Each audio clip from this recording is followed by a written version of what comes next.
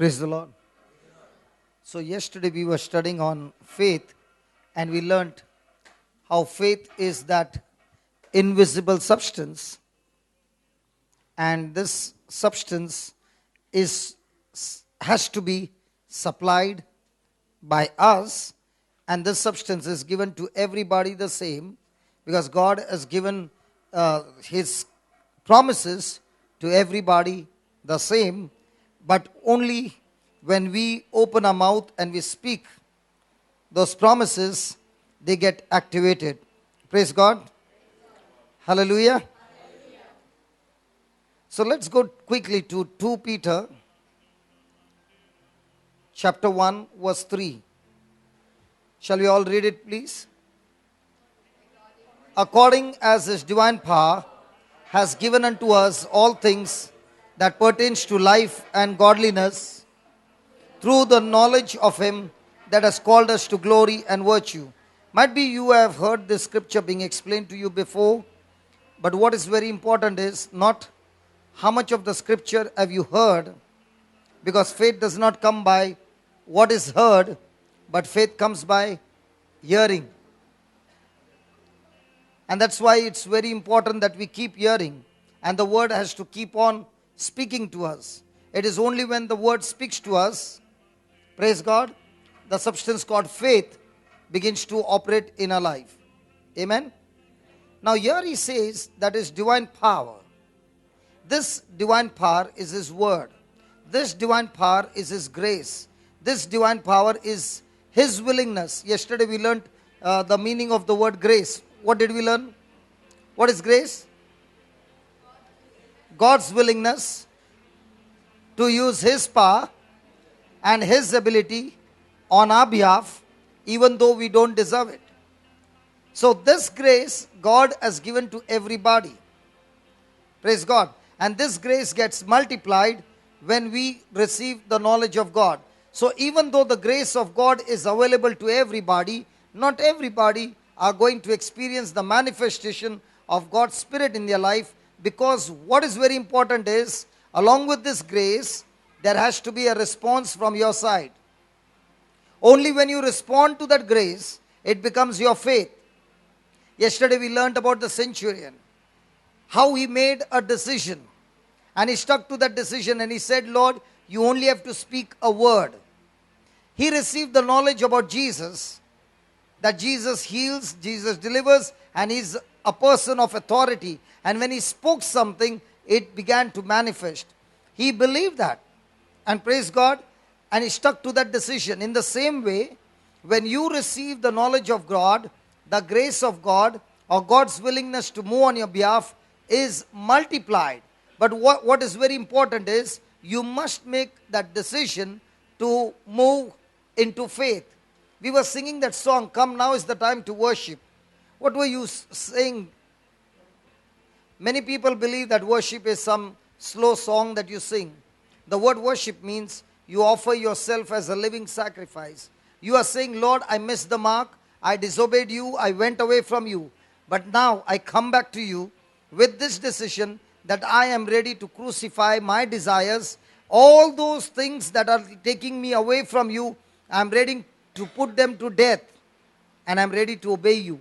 Even though it is discomfort, yet I am going to do it, and that's called worship, where you say, I no longer make decisions based on my desire, but I make decisions that are pleasing in your sight.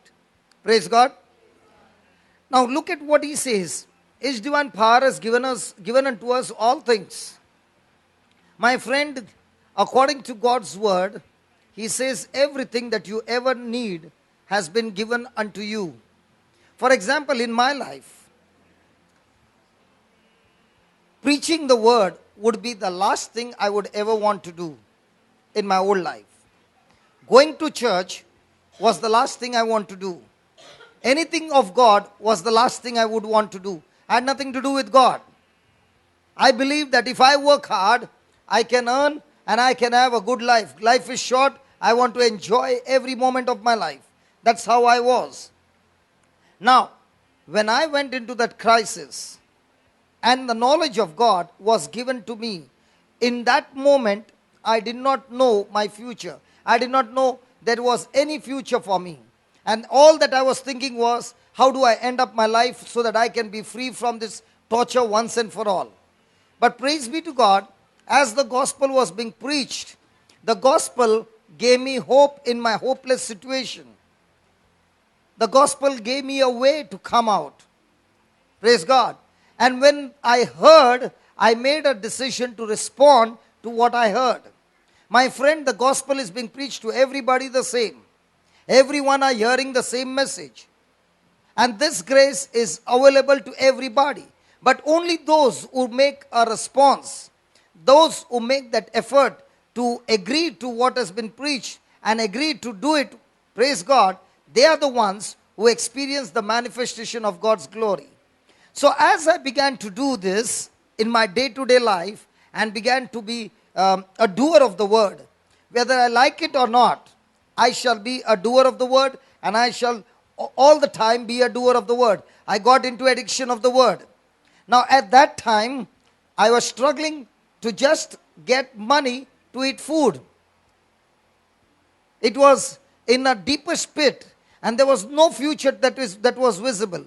But praise God, as I began to respond to whatever the word said, and I began to live one day at a time, things began to change. Now I found that the work of my hands became fruitful. Why? God was willing to put His power, His ability on my power, and now I began to see supernatural things happening in my life. Business began to flourish supernaturally. The very business that went into a crisis, the very same business now began to turn into profit. Praise God. And all that I did was to obey His word. And the more and more I began to obey His word, I found God's supernatural power moving every area of my life, whether it's marriage, whether it's children, whether it's finances, in relationship, in every area. And that's the time I began to realize that my God has already planned for me. He wants to give me the best. There are so many things that He has deposited in my account, but the big problem is the things that He has deposited in each one's account is in the spiritual realm. It's not in the natural realm.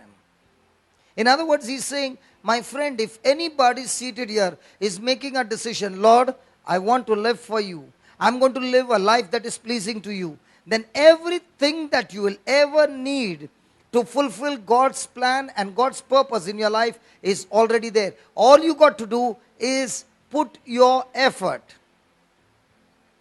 And I began to use my effort in the things that God had called me for. And as I began to see that when I began to speak to people, their lives began to change. It was not by my sweating that I saw people's life changing. I had to only do what the word said, and the word did the rest. The grace of God did the rest. And I saw that people's lives were being changed, miracles were happening, and I began to labor that job day and night, every day, and it's been 14 years, I'm doing the same. Praise God. Now, whatever I needed for my life, for my family, has all been provided. And I tell you, the provision comes supernaturally. It's coming sweatlessly. In the beginning, I was putting my effort when I did not know God. But there was effort, there was sweat, and there was no fruit. But now, the effort is there, but praise God, no sweat, but fruitful. Why? Because now, the grace of God mixes with my faith, to which I have responded to what God has said, and praise God, it's bringing forth a fruit that lasts forever. Praise God. Praise God. I always remember, and this has become a testimony for me. When I started, even if you have heard it, hear it again. When I started, and we started the recording, we started recording at home, the first album, Little More of Jesus. We did not have money to buy a mic stand. Imagine a person wants to make an album and he doesn't have money to buy a mic stand. Somebody's organ, somebody's computer, bringing the resources together, and we want to record. And I was the person who, I don't sing, I was the person who used to hold the mic. And the person on the recording would put the headphone and say, cut. And I would say, what? Why cut? He said, your hand just shook and the volume went high and low. And it went on in this way. And I used to hold my breath and I would say, Lord, let my hand not move. Again, it would be a cut. And it went on cut, cut. And then I said, Lord, what do? We want to record. And he said, go to the bathroom. You will find something there. And I went to the bathroom and I found a mop. And I tied it upside down to a curtain rod. You know, the recording was done in a place where, in the living room, and you get into the passage. There was a curtain. And on that curtain, we tied the mop upside down, tied the mic. And our mic did not start from the floor to the up. It started from up to down. Praise God. And that's how we had the first album, Little More of Jesus. I want you to understand that it was all from there, in that small room, that we started. It was in that small room where I started my first Bible study, where I had only one student.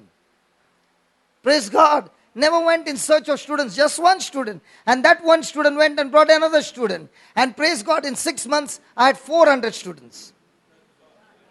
Praise God. And in those days, I did not know much of the Bible. But praise God, I would ask God, please explain to me how to share the word of God. And he said, whatever scriptures you are using in your life and whatever I'm teaching you, go and teach the same and I will back you up. And praise God, from that time, 14 years have gone by. If you ask me the Bible, I don't know. But what scriptures I'm using in my own life, I'm sharing with you and it works.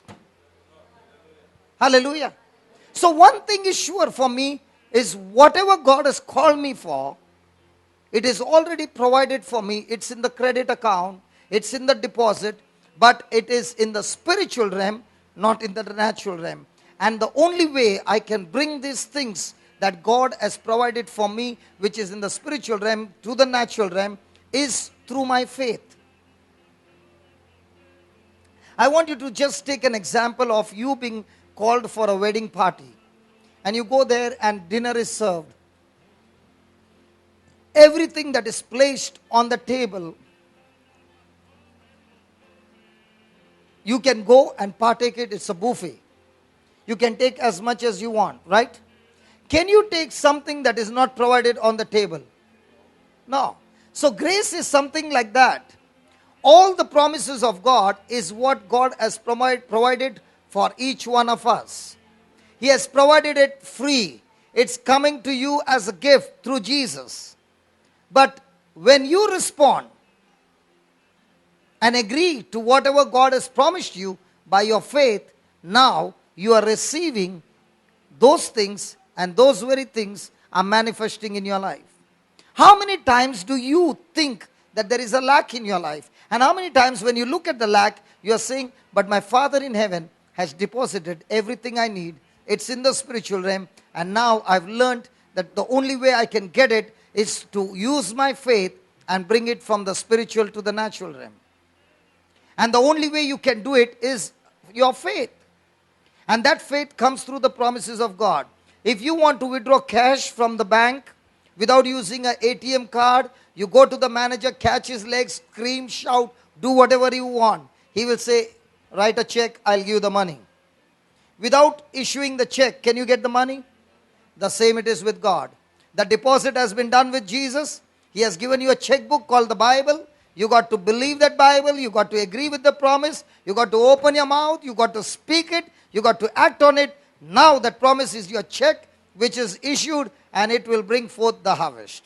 So many people want to ask the preacher to issue the check on their behalf. Hello? Are you there? So God has given you all things. God has given you. Now, is this sentence depressing sentence or rejoicing sentence? If it is rejoicing, how many times do we really, really believe? The last time we had a crowd of, last month we had a crowd of 2,100 people for the retreat. Imagine 2,100 people sitting, and every day chicken curry rice. Okay? 3 days. When they come, their transport is paid as well. Buses from different parts of Goa. and all this, does it cost money? And about 300 people stayed with us. So breakfast, lunch and dinner, does it cost money? Come on. So with all this expenditure increasing, and there's no love offering and there's no collection, how do you think we pay our bills? I'll tell you how we pay our bills. This is the scripture that pays our bills. Lord, you said everything that we ever need to live that life that you is pleasing to you, you said you have already given it to us. So I don't know from where the money will come, but I know and I know it has to come because you have given me the word and I'm supposed to issue the check. And when we issue the check by a word coming out of our mouth, believing in the heart, it brings forth the money. Now you might say this is not natural. That's what we are here to learn, the supernatural, because our God is super, we are natural, and when we take His word which is super and put it in our lips, it becomes supernatural. Hello? How many times have you seen me depressed? You mean to say I got no problems? Praise God. So God has given us all things. Say that God has given me all things. Will He give you or He has given you? But when you are praying, what are you praying? So what are you saying? You know why we are saying God give me? Because we believe more in the seen world, and God's word says there is more power and more things happening in the unseen world. Give me 2 Corinthians chapter 4.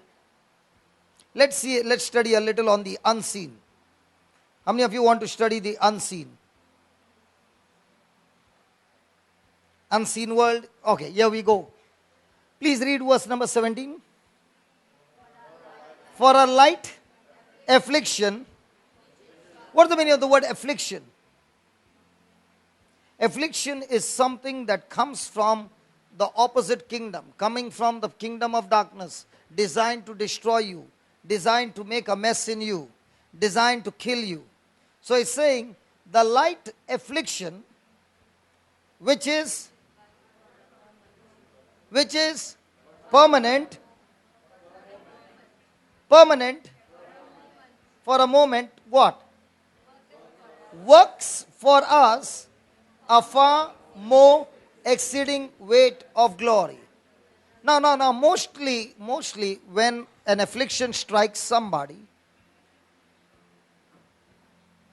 let's say somebody came to know that somebody is suffering from cancer. Now, is it an affliction? Yes. Now, when this affliction comes and the doctor gives you a report that you are suffering from cancer, what things come to the mind of a person? Depressing thoughts? Come on. But when you listen to this scripture, it says, it is working for you an exceeding and an eternal weight of glory. He is saying that affliction is going to turn around and there is going to be glory. And not just small glory, exceeding glory. What is glory?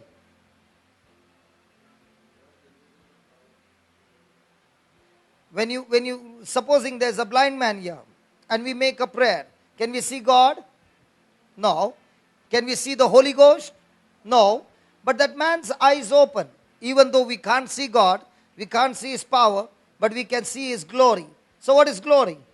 Glory is when you see God's invisible power being made manifested, that you can see with your eyes, is glory. In other words, he's saying, cancer, the doctor says there's no cure. You are in a critical stage, you are going to die. And praise God, that cancer gets destroyed, you get healed, and you're coming back with more intimate relationship with God. How many of you believe when you're going through a crisis, you are seeking God more than ever? Come on. And when everything is going on fine, you have got no time. That's the time you are the most busiest person on earth. And when God is, when you have been praying, God, give me a job, Lord, bless my business. God says, okay, let me bless you. And now what happens? Now you are so much enjoying the blessing that you have forgotten the blesser. Praise God. So now this affliction comes, and he's saying in every affliction of your life, God is saying, I want to turn it for glory. But there are some conditions applied. When you go to India, they will say, fly Chennai, Goa for rupees 200 only. Don't get, I like that. 200 only. Then down there is conditions applied. When you go to the counter and give them 200, they say 200 for the ticket and tax 4,000. Is it right? Come on, is it right? Yeah. So also, if you read verse number 17 and you don't read verse number 18, then you will say, but I had affliction in my life. It did not turn for God's glory, but it definitely is turning for devil's glory. Everybody can see I'm living a defeated life. When it's God's glory, you are living a victorious life. Even in the midst of storm, you are flying high like an eagle. Praise God. So look at verse number 18. What does he say? While we look not,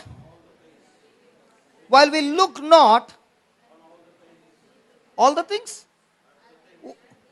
Come on, read it right. While we look not at the things which are, where do you see? Where do you look?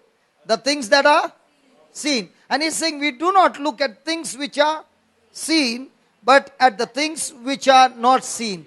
So here God says any person who is going through any affliction, when affliction comes, you can see those things. You can see negative things happening in your life. You can feel it. You can hear it. Come on. Is it right? But he says, if you are a person who is not looking at those things, but looking at the things that are unseen. Now you will say, how can I see the unseen? Example.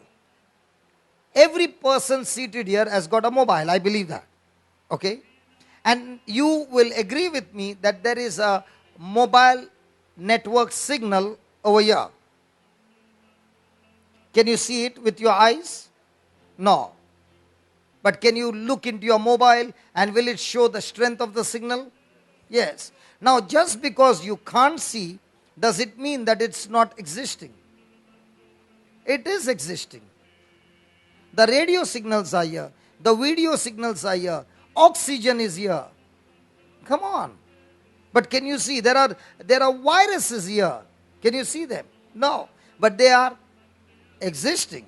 In the same way, the Lord is saying, there are things that are unseen. They are existing. And if you can get your eyes fixed on those things are designed by God not only to destroy the affliction, but give you the victory and turn it into a testimony. Let's take an example of David. Oh, thank you, Holy Spirit. He just told me to give an example of David. Now, David goes to fight Goliath. In the natural, what does he see? Goliath is a giant. And David is a shepherd boy. Who do you think will win the battle? The giant. Imagine all those who are in the army. David is not even in the army. He is a shepherd boy.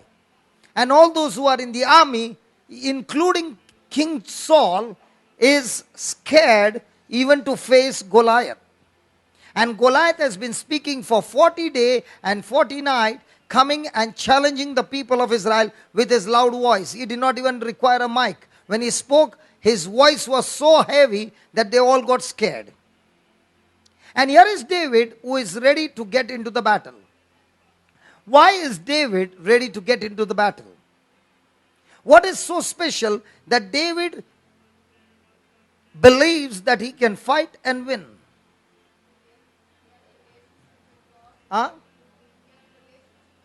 He has a relationship with God. God had helped him to fight past victories. Okay, what else? Something very powerful. If God helped him to pass the past victories, there was something because of which he passed the victories. What was that? God's favor is the result of it. Anointing is there, but there is something more. Something very powerful. Thank God everybody forgot about it. Something very powerful. See, faith comes from the promise. See, faith to fight and win comes through the promise. What was the promise that David had that he was so sure that he would win the battle?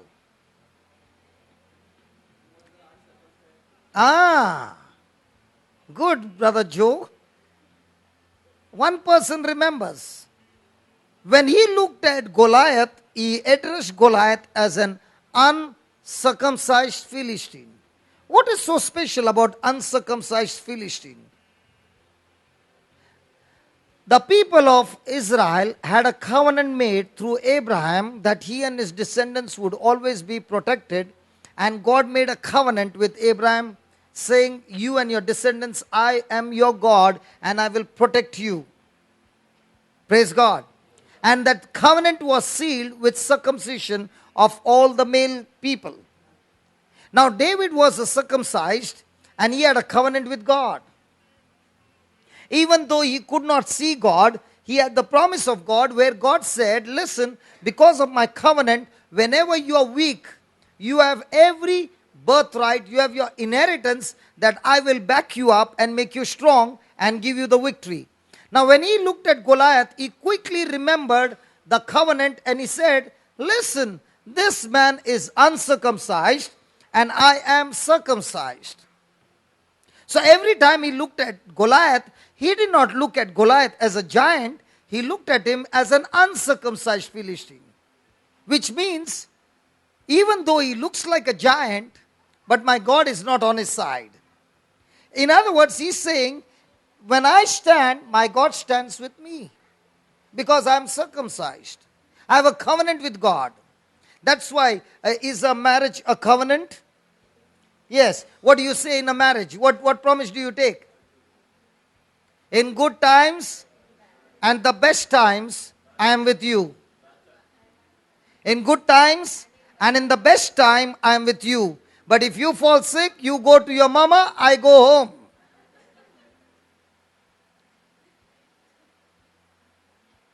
Hello, we make that vow. And when bad things happen, you pack your bag and you go. Now, is marriage a covenant? Yes. And in that covenant, what do you say? In good times and in bad times, I am with you. In sickness and health, I am with you. What do you say at that time? Listen, my spouse, when you're weak, whatever I got, I will give it to you and make you strong. That's a covenant. And in this covenant, in a marriage, there is a third party. Is Jesus. Where you two are weak, he says, I'm a covenant partner with you and I will make you strong. And that's why, listen, St. Paul, he understood the covenant that he had with God. And he said, when I am weak, I am strong. I'll ask you a question. Have you ever seen in your own life, before you met the Lord, okay? I want you to go to the time when you met the Lord. Most of us met the Lord in our pit, not when we were on the mountain. We were in the valley. Do you remember? And when you were in the valley, somebody brought you to church. Somebody introduced you to the person who was preaching the word of God. And you listened to the word of God. And at that time, whatever the person said, you were ready to do it. He said, sit down here for 10 minutes and say this. You are ready to do it. But as you began to grow, now that same person is saying, sit down. Why should I sit down here only? I can sit here. Does it happen? Come on, let's be honest. Yeah. Praise God. Now, what happened with David? What happened with Paul? He began to realize that I've got a covenant with God, that when I'm weak, I can see with my natural instinct that I'm weak. But I've got somebody whom I can't see, and he is a co-partner with me, and he has promised me under the covenant that when you're weak, I'll make you strong. So God is strongest in our weaknesses. What's the meaning? When you're weak, you are ready to do anything to get out of that situation. And that's the time you do what the word says, and that's doing of the word is what gives you the strength and brings you out. But as things begin to get better, and now God says, come on, do it. Lord, you see, there are some things I can do, some things, you don't touch it. I'm enjoying it. Hallelujah. Sin will surely give you the pleasure. But after giving you the pleasure, it will take your soul. It will kill you. It will destroy you. It will stop all the plans that God has for your life. The beautiful plans that God has for your life. Praise God. Now what happened to David? He looked at Goliath and he said, "Aha, Goliath, even before you can strike me, you will have to fight my God." In other words, in the natural, Goliath looked to be strong. But in the spiritual, poor Goliath had no chance at all. Because it was a total one-sided game. And that is why you find, when Goliath began to charge towards David, David did not dodge or David did not run away from him. But David began to move in his direction. And he took a sling and a stone and he swung it. And the stone went and hit his forehead.